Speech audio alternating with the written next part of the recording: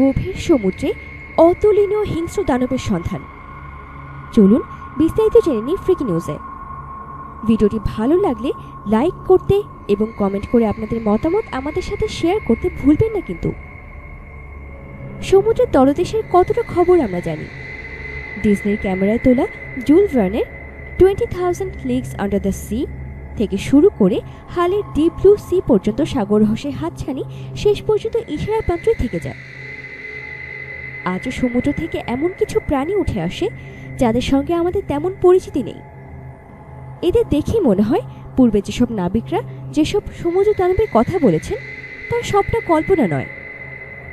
সম্প্রতি অস্ট্রেলিয়ার পূর্ব উপকূলে দেখা মিলেছে এমনই এক প্রাণীর, যাকে দেখলে আঁতকে উঠতে হয়।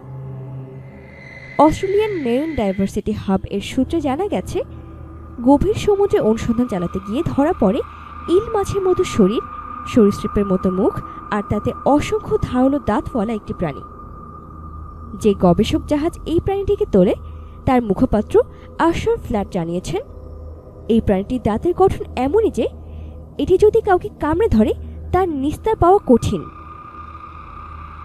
এই প্রাণীটির বৈজ্ঞানিক নাম ব্যাথিসোরাস ফেরক্স, যার অর্থ গভীর সমুদ্রের হিংস্র সরীসৃপ। এটি 3,280 থেকে 8,200 ফিট গভীর জলে বাস করে। প্রাণীটি সমুদ্রের মেঝেতে চলাফেরা করে। তারা কাদায় নিজেদের গেঁথে রেখে শিকার ধরে।